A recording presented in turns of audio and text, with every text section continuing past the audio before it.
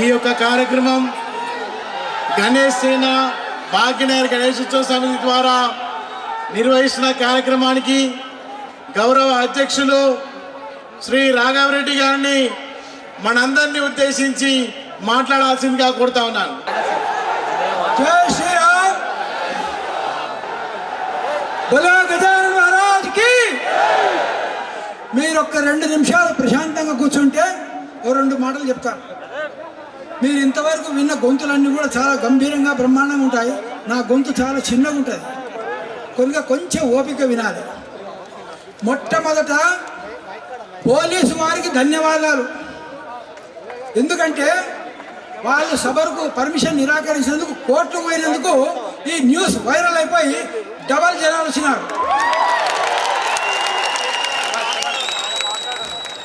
నీవు నేను కలిస్తే జనం, నీవు నేను కలిస్తే మనం, మనం కలిస్తే జనం, జనం కలిస్తే ప్రభంజనం. ఇది హిందూ ప్రభంజనం. సామాన్యంగా అందరూ మాట్లాడుతూ ఉంటారు. నా దృష్టిలో అధ్యక్షుడు అంటే చాలా తక్కువ మాట్లాడాలి. ఆర్గనైజేషన్ బాగా నడుస్తుందా, అందరూ పనిచేస్తున్నారా, ఇంతే చూడాలి, అంతే తప్ప అద్భుతమైన స్పీచ్ రీడింగ్ కాదు. కానీ ఇవాళ మీకు ఒక కొత్త విషయం చెప్తాను, చాలామందికి తెలియదు. ఇందులో ఒక 2-3 నిమిషాలు శ్రద్ధగా వినండి, రెస్పాండ్ కండి. నాకు మీలో ఎంతమంది కోడి తింటారు? మురికి కోడి తింటారా? 90% తింటున్నారు. Very good. నెక్స్ట్, కోడి ఎందుకు తింటున్నారు చెప్పండి.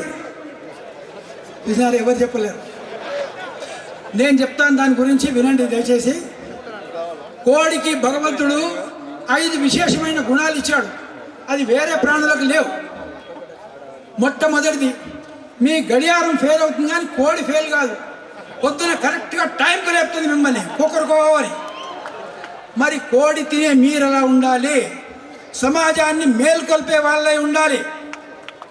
రెండవది, కోడి ఎప్పుడు కూడా ఒక్కటి తినదు, ఒక్కొక్కని అన్ని పిలిచి తింటుంది అందరితో. మరి కోడి కోసుకొని తినే మీరెట్లుండాలి? నలుగురితో పంచుకోవాలి తప్ప స్వార్థం ఉండకూడదు.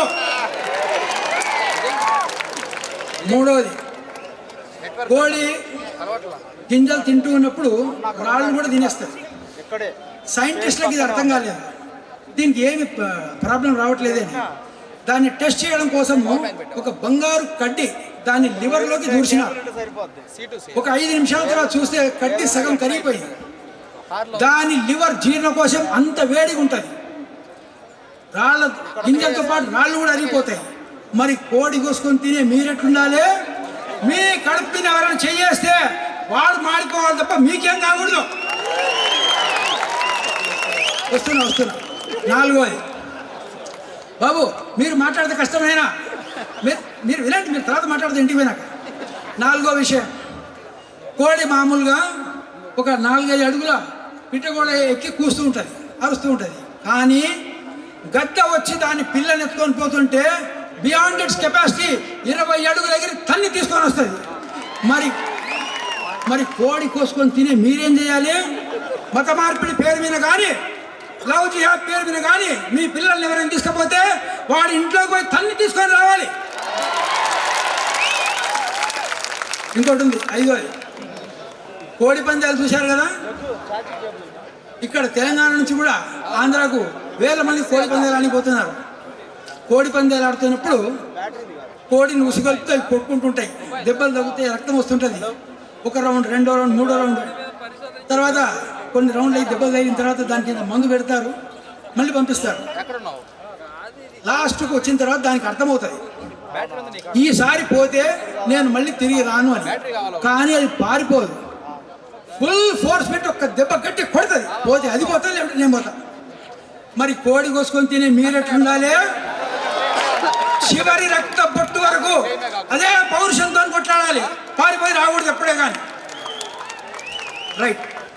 ఇప్పుడు ఈ 10% మిగతా వాళ్ళు ఉన్నారు కదా కోడి తినని వాళ్ళు, వాళ్ళకు ఒక విషయం చెప్తాను. అయ్యా నేను కూడా కోడి తినను, నేను వెజిటేరియన్. వినండి, కోడి తిన్నవాడు చంద్రగుప్తుడు, బలంతో రాజ్యం చేసినాడు. కోడి తినని వాడు చాణక్యుడు, తెలివితోని వీడు రాజం చేశాడు. కనుక మన హిందూ సమాజం బాగుండాలంటే కోడి తినని వాళ్ళు తెలివితోని, తినేవాళ్ళు బలంతోని కలిసి పోరాడండి, బాగుంటుంది. రైట్? ఇంకా చాలామంది మాట్లాడే వాళ్ళు ఉన్నారు. చెప్పినా కదా, అధ్యక్షుడి పని స్పీచ్ కాదు, ఆర్గనైజేషన్ చూడడం. బలో భారత్ మాతా కీ